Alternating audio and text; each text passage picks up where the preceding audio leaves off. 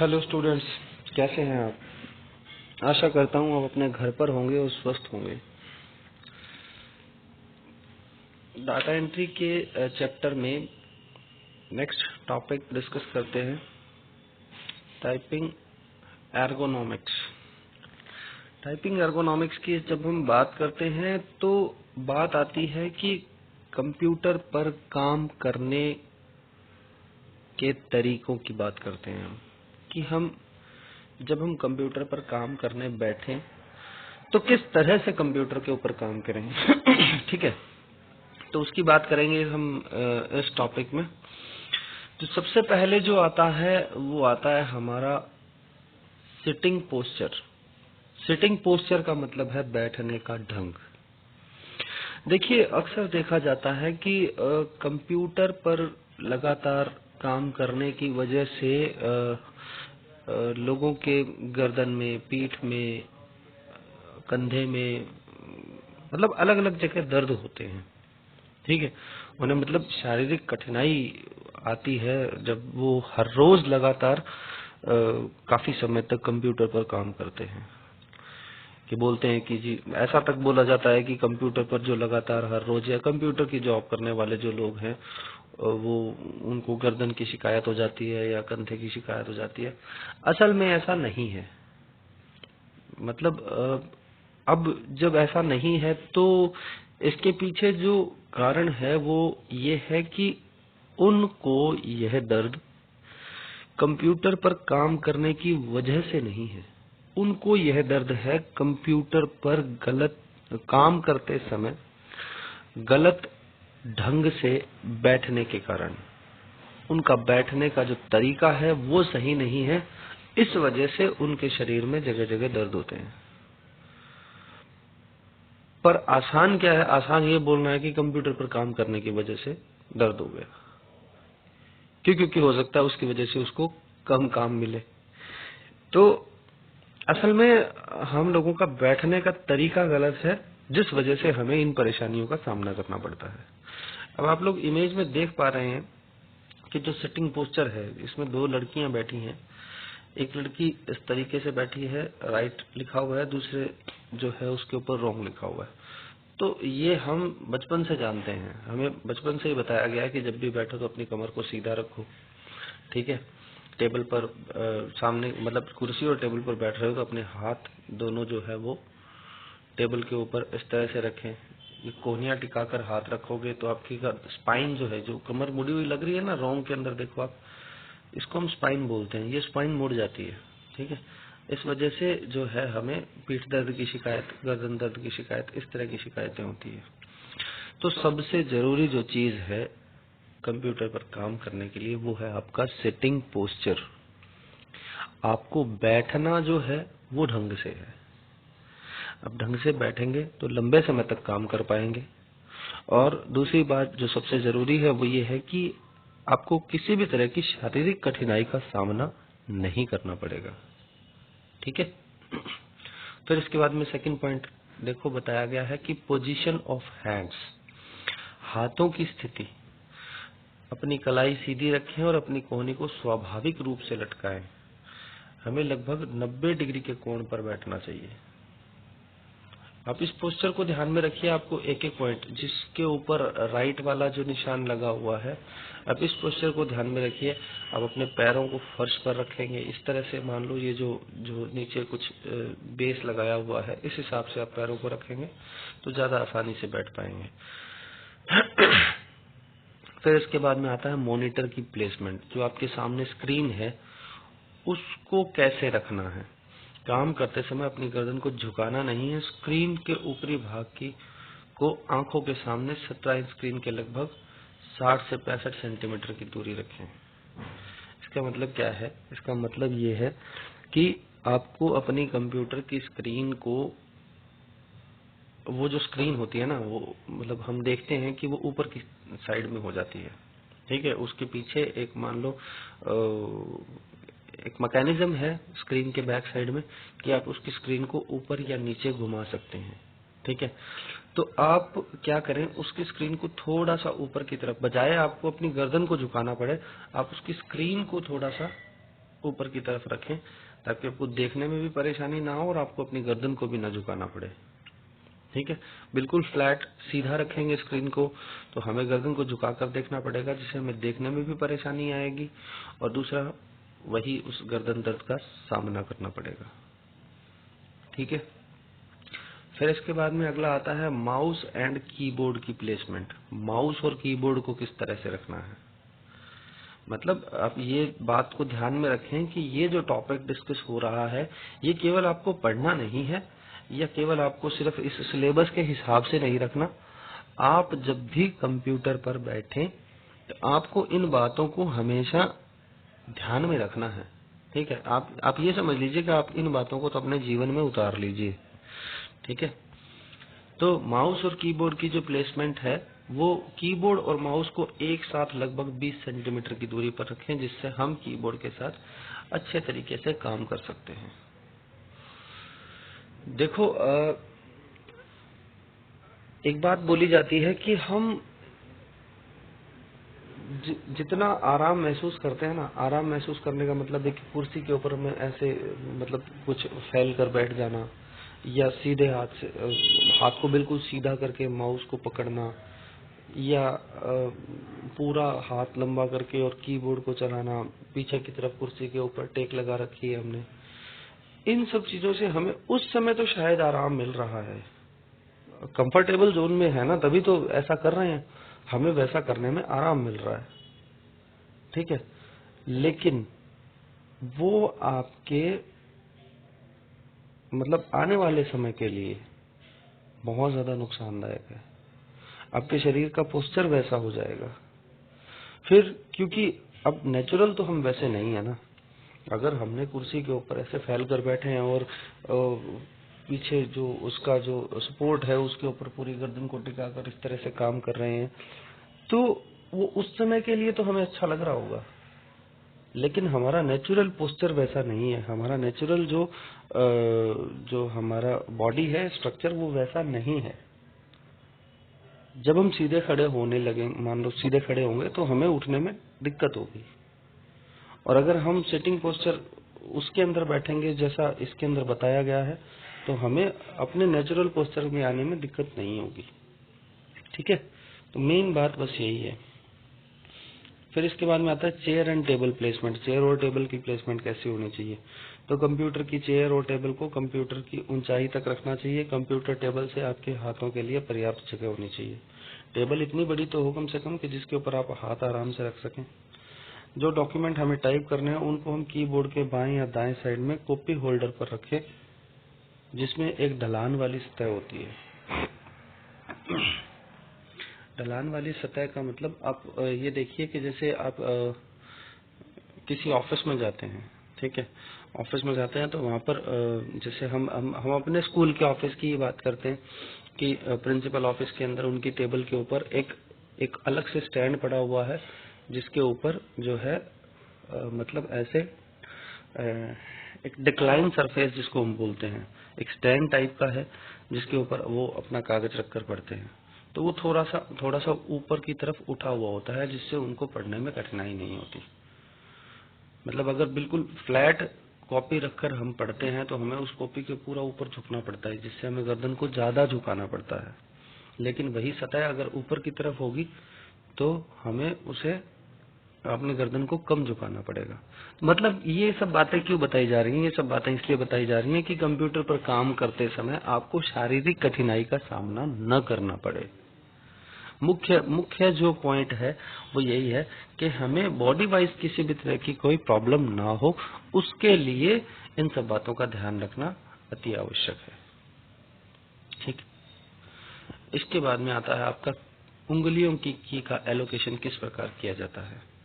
उंगलियों की का एलोकेशन है सीखने के लिए सेकंड रो होम रो से शुरू करते हैं और उसके बाद third row upper row, first row bottom row and fourth row number row. यह याद रखना चाहिए, प्रत्येक उंगली को केवल उसे अलॉट किया। मैंने आप लोगों को पहले भी बताया था कि जैसे जो हम गाइड कीज को यूज करते हैं ASDF सेमीकोलन LKJ, वो क्या है, वो मान लो वो हमारी जो हमारी फिंगर्स है उनकी पोजीशनिंग है। कि उस तरह से पोजीशन करना है।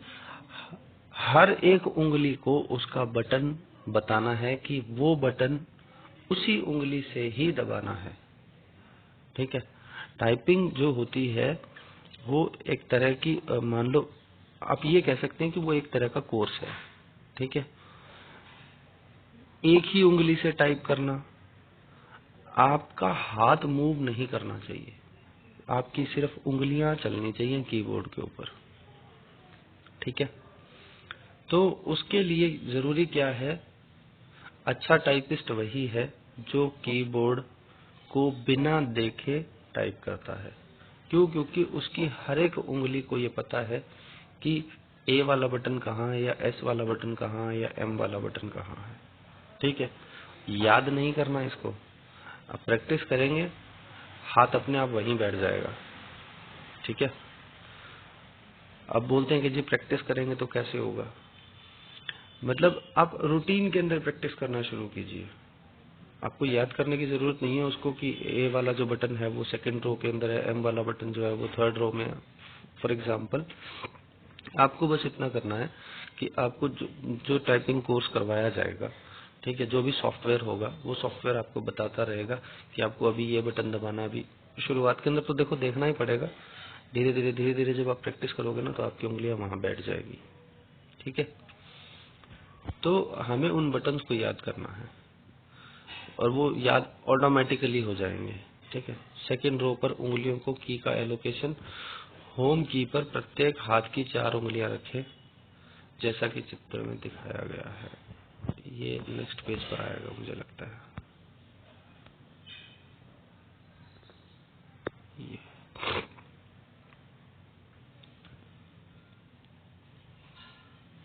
फिर इसके बाद में जो है थर्ड रो पर उंगलियों को की का एलोकेशन, अगला चरण होम रो से। ये जो आप काम कर रहे हैं ना, ये जो बताया जा रहा है कि फर्स्ट रो सेकंड रो, इन पॉइंट्स को पढ़ते टाइम आप एक काम करना, आप गूगल से एक कीबोर्ड का चित्र जो है वो डाउनलोड करना। फिर ये जैसा जैसा बता रहा है कि सेकंड रो में कौन से बटन है, फर्स्ट रो में कौन से बटन है, आप उसको देख देख कर फिर इसको रीड करेंगे ना तो आपके लिए ज्यादा आसानी होगी। मैं चलो ऐसा करते हैं, मैं इस वीडियो के साथ आपको एक कीबोर्ड का जो पिक्चर है वो भी सेंड कर दूंगा।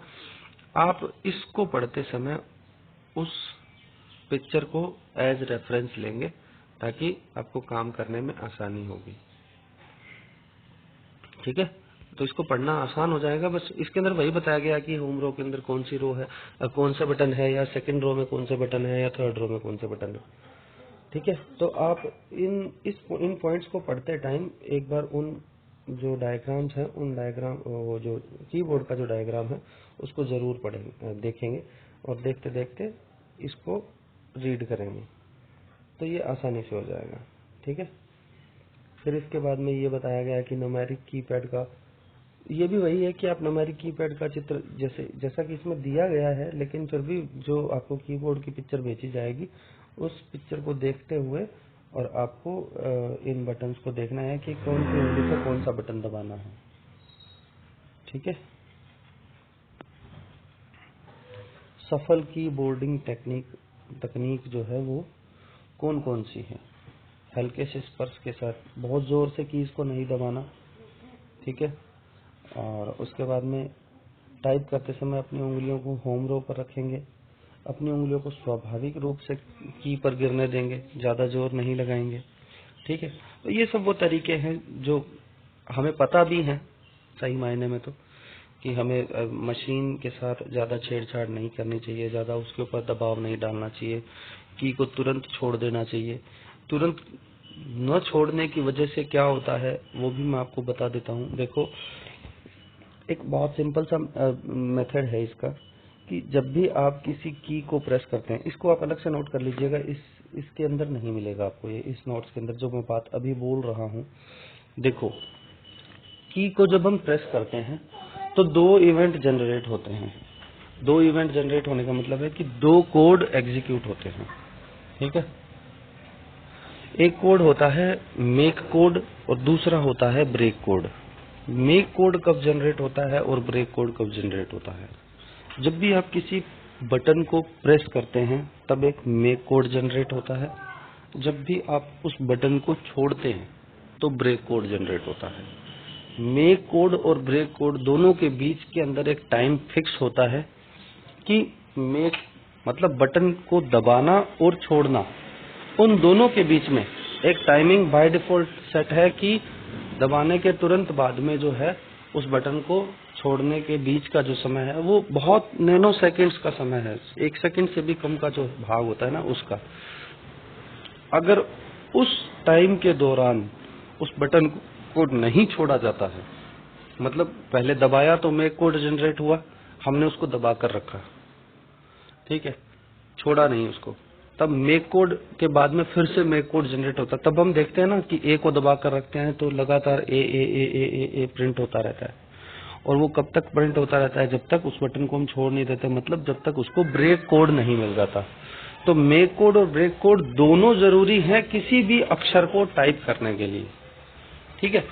तो इस बात को ध्यान में रखिएगा, मेक कोड और ब्रेक कोड दोनों जरूरी है, ठीक है। तो ये सभी पॉइंट्स जो है वो टाइपिंग से संबंधित है, इन सबको आप नोट कर लीजिएगा। अब इसके बाद में रैपिड टाइपिंग ट्यूटर क्या है? रैपिड टाइपिंग ट्यूटर एक सॉफ्टवेयर है जो आपको किस तरह से जो है टाइपिंग करना है वो सिखाता है। इसके ऊपर जब हम काम करते हैं तो हमें ये पता चलता है कि कौन से बटन को किस उंगली से दबाना है, ठीक है। हमें प्रॉपर ये गाइडलाइन देता रहता है, जैसे जैसे ये बताता रहता है वैसे वैसे हम करते रहेंगे, हम टाइपिंग करना आसानी से सीख सकते हैं, ठीक है। फिर टच टाइपिंग तकनीक समझाएं। ये तो थी जो मैकेनिकल टाइपिंग जिसको हम बोलते हैं, मैकेनिज्म है जो हमारे सिंपल कीबोर्ड है। टच टाइपिंग के अंदर क्या होता है? देखो अब टच टाइपिंग की जब हम बात करते हैं तो 2 तरह की टच टेक्नोलॉजी जो है वो आई थी। जो एक तो पहले टच वाले मोबाइल आते थे, हम मोबाइल्स की ही बात कर लेते हैं, और एक जो आज हम जिसके ऊपर बात कर रहे हैं ये वाले, ठीक है।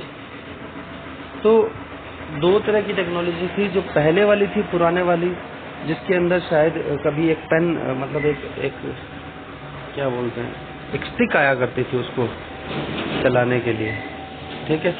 तो उस मोबाइल को स्टिक से चलाया जाता था, उसको बोलते थे ट्रांजिस्टिव टच। और ये जो हम यूज करते हैं इसको हम बोलते हैं कैपेसिटिव टच, ठीक है। तो अभी जो आजकल जो चल रही है वो कैपेसिटिव टच है, जो हमारी उंगलियों से भी चल जाती है, बहुत सॉफ्ट होती है। पहले जो पुरानी आती थी उसके अंदर हमें किसी स्टिक का भी यूज करना पड़ता था, एक पेन की तरह आता था उसको चलाने के लिए, जिसकी हेल्प से हम उसको ऑपरेट करते थे। उसके ऊपर प्रेशर स्क्रीन के ऊपर ज्यादा डालना पड़ता था, ठीक है। तो टच टाइपिंग तकनीक का मतलब है कि स्टेज 1 यह प्रक्रिया कीबोर्ड की होम की सीखने के लिए है। कीबोर्ड को देखने पर मना किया है। इसके बाद लोअर एंड, अच्छा ये वो टच नहीं है, ये सॉरी ये वो है कि मतलब कीबोर्ड को जो टच करना है उसकी क्या टेक्निक है, ठीक है। मैं वो टच स्क्रीन वाले की बात कर गया था, टच स्क्रीन की बात नहीं है इसके अंदर, ये कीबोर्ड को किस तरह से टच करना है उसकी बात है, ठीक है। तो ये तो वही बात है जो हमने पहले डिस्कस कर चुके हैं कि ज्यादा प्रेशर नहीं देना है या लोअर एंड अपर रो के अंदर रहना, ये सेम पॉइंट चलेंगे। पर वो भी इम्पोर्टेंट है, वो आ जाएगा आपके, अभी इसमें नहीं है तो नेक्स्ट चैप्टर में आ जाएगा, वो जो मैंने टच स्क्रीन वाला आपको बताया है। तो आप उसको एक बार के लिए ध्यान में रख सकते हैं कि 2 तरह की है, ट्रांजिस्टिव टच है और एक कैपेसिटिव टच है, ठीक है। तो उसको भी हम याद रख सकते हैं, कोई ऐसी बात नहीं है। इन सभी क्वेश्चंस को रीड करने के लिए आपके सामने कीबोर्ड का डायग्राम का होना बहुत जरूरी है, ठीक है। तो कीबोर्ड के डायग्राम को देखते हुए और आप इन क्वेश्चंस को रीड करेंगे। अभी के लिए इतना ही करते हैं, आप इन सबको नोट कर लीजिए। कीबोर्ड के जो डायग्राम है उसको देखते हुए फिर पढ़ेंगे इसको, आपको पढ़ने में आसानी होगी, ठीक है। तो आज के लिए इतना ही करते हैं, और अब तक का जो भी है, जो भी आपको करवाया गया है उस सबको आप रीड कर लेना, और उस इसमें अगर किसी भी तरह की कोई प्रॉब्लम आई है तो मुझे ग्रुप पर शेयर कर देना, ठीक है? Thank you.